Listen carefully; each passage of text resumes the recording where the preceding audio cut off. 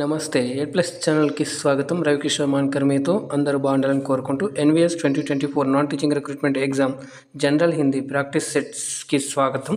ఇక్కడ ఆంధ్ర అలాగే తెలంగాణ నుంచి ఎవరైతే ఈ పోస్టులకు ప్రిపేర్ అవుతున్నారో వారందరికీ కూడా హిందీ అనేటువంటిది కంపల్సరీ కాబట్టి అందులో కొన్ని పోస్టుల్లో 10 మార్కులకు, కొన్ని పోస్టుల్లో 15 మార్కులకు ఉంది. అందులో ఇక్కడ నెగిటివ్ మార్కింగ్ ఉంది కాబట్టి చాలామంది రిక్వెస్ట్ చేయడం జరిగింది, మాకు హిందీ క్లాసెస్ తెలుగులో ఎక్స్ప్లెయిన్ చేస్తూ చెప్పండి అని చెప్పేసి.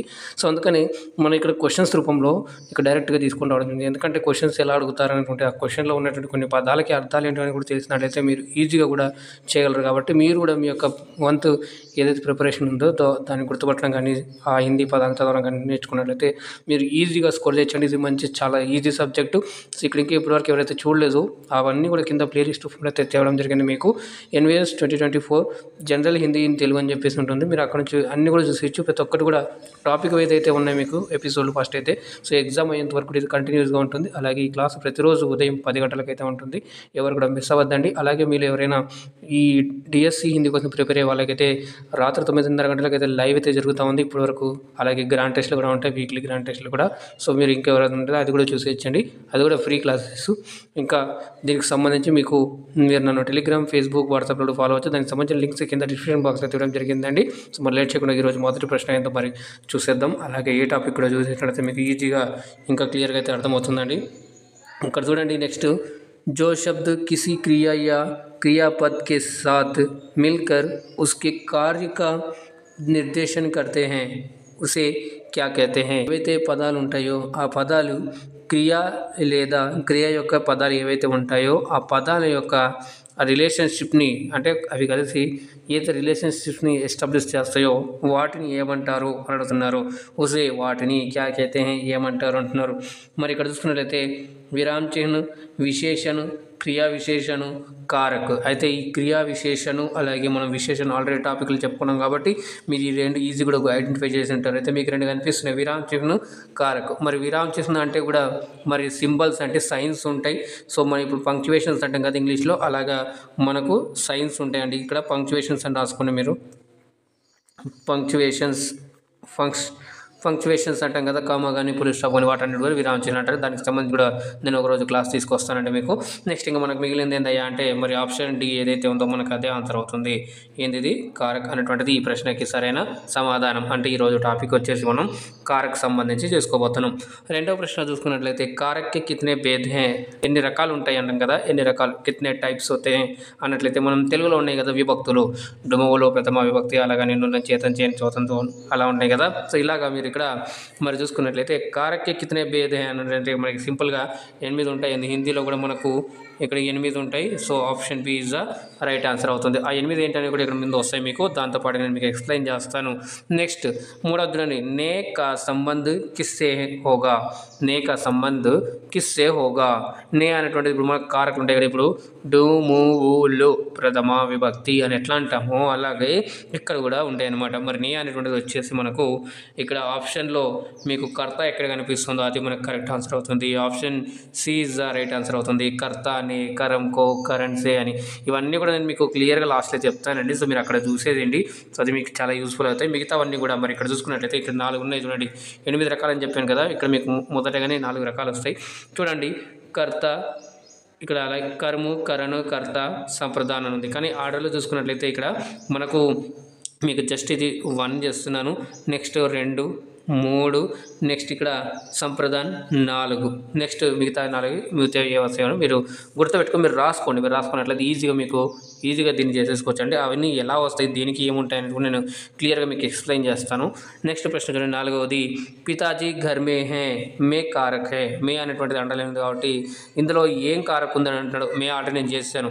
ఇక్కడ చూసుకున్నట్లయితే దీనికి కరెక్ట్ ఆన్సర్ వచ్చేసి ఆప్షన్ సి ఎవరైతే ఇస్తున్నారో ఏకదం కూడా రైట్ అండి. మనకు ఏదవుతుందంటే అధికరణ్ కారక్ అనేటువంటిది వస్తుంది. దీంట్లో ఇంకేమొస్తాయి అంటే మే ఒకటి వస్తుంది, అలాగే దీంట్లో పర్ అనేటువంటివి వస్తాయి. ఈ రెండు చూడండి, ఇప్పుడు మీకు సెంటెన్స్ కంప్లీట్ అవ్వడానికి ఈ మధ్యలో మీకు హెల్ప్ చేస్తాయి కదా.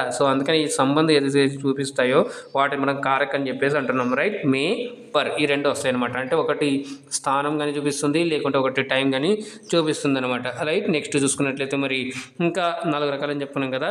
మరి అపదాన్, సంబంధ్, అధికరణ్, సంబోధన్ ఇక్కడ అన్ని ఆర్డర్లోనే ఉన్నాయి. మొత్తం పైన 4, ఇంతకుముందు క్వశ్చన్ 4, ఇప్పుడు 4 మొత్తం 8 రకాలు ఉంటాయండి కారక్ అనేటువంటిది. వేటికి ఏమేమి వస్తాయి అనేది కూడా మనం చూసుకున్నట్టయితే సైన్లు ఒక్కొక్కటి ఇప్పుడు నేను చెప్తాను. ఇప్పుడు చూడండి, కర్త నే అని చెప్పుకున్నాం, కరం को करण से ఇలాగా వస్తాయండి. మీకు అన్నీ చెప్తాను. అరే బచ్చో బిజ్లీ కే తార్ సే దూర్ రహో మే కే కౌన్ సా కారక్ హై యహా పర్. ఇక్కడ కారక్ అని టైప్ అయి ఉండాలి, కారక్ అని రాసుకోండి మీరు. అక్కడ చూడండి, ఇక్కడ సెంటెన్స్ ఇచ్చారు. సార్ మాకు ఇలా ఆశ్చర్యాత్మకం దొరికింది, సో మాకు ఇక్కడ సంబోధన అనేటువంటి దొరికింది కాబట్టి ఈజీగా మేము ఆప్షన్ ఏ పెట్టేస్తామని అంటున్నాం. కానీ అక్కడ పెట్టినట్టు మీరు పప్పులో కాలేస్తారు.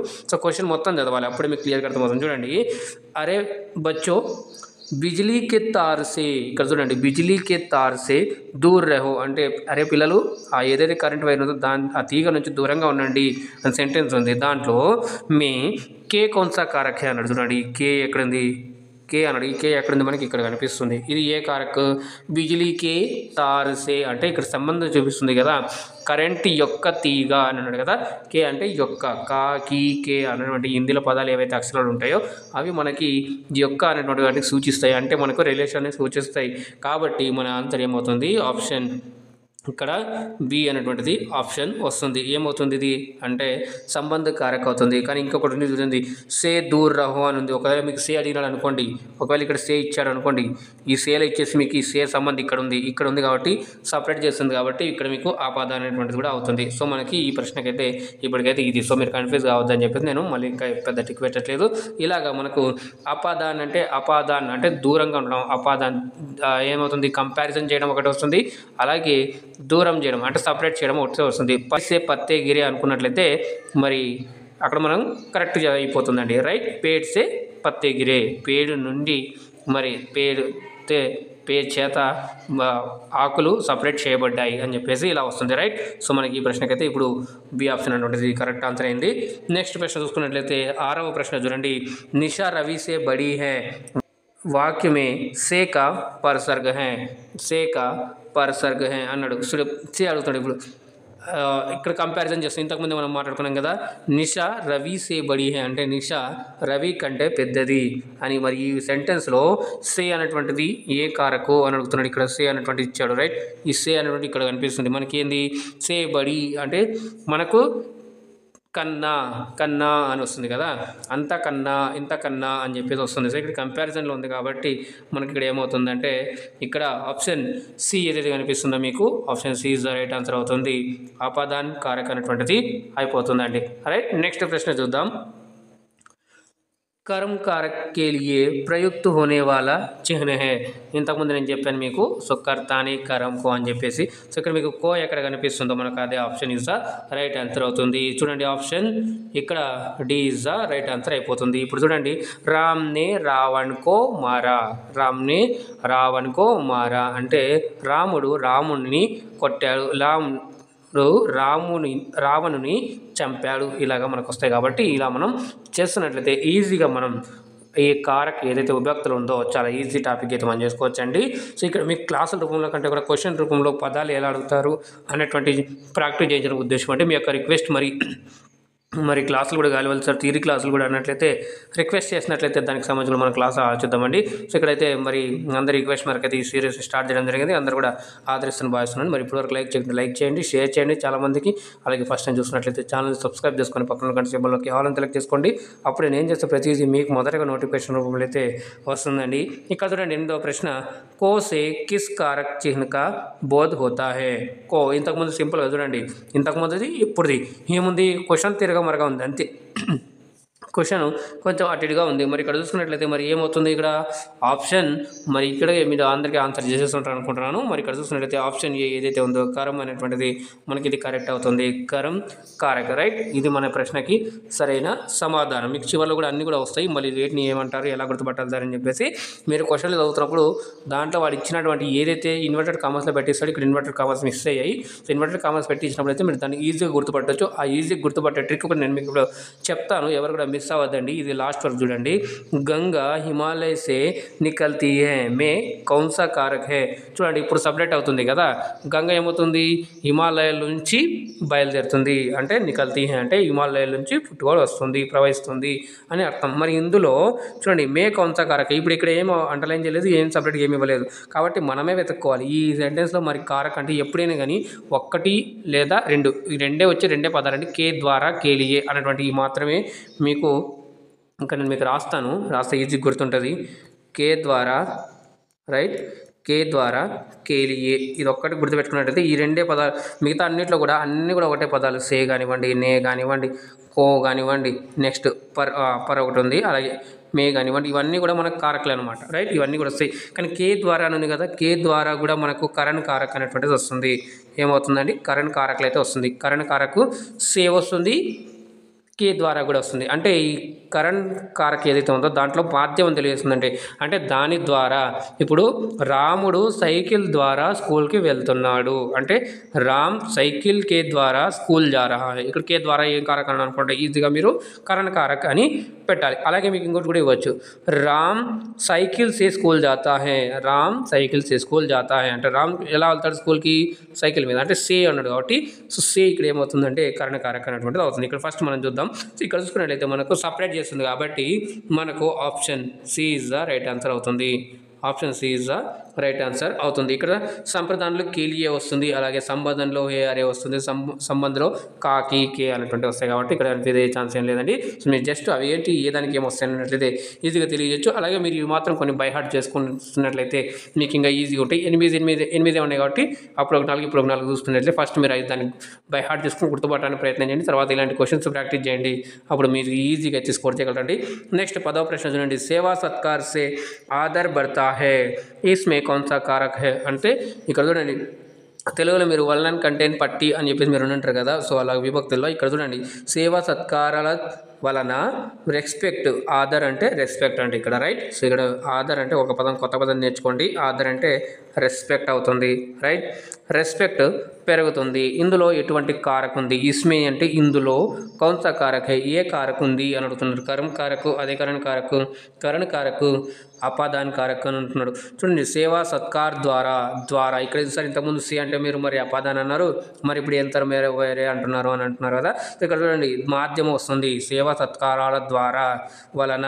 మరి ఇక్కడ చూసుకున్నట్టయితే ఏమొస్తుంది సార్ అంటే మరి దీనికి option C is the right answer అవుతుందండి. ఇది మనకు option C is the right answer అవుతుంది. ఇది ఏమవుతుంది కరణ్ కారక్ అనేటువంటిది మన ప్రశ్నకు సరైన సమాధానం అండి రైట్. ఈరోజు మనం 10 ప్రశ్నలు అయితే చేయడం జరిగింది. మీకు నేను చెప్పాను కదా కారక్ అంటే మొత్తం 8 ఉంటాయి సార్ అని చెప్పేసి.